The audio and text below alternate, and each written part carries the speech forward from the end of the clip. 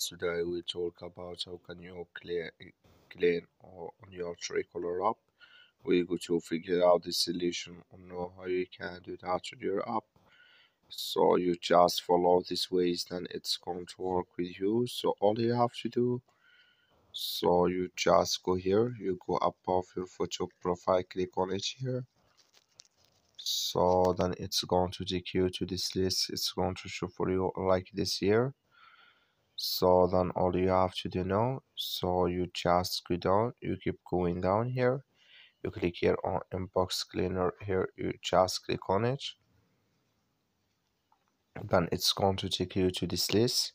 In here can you delete all this here. When you just select it, you click here on clean up now, then it's going to clean with you on your Truecaller app.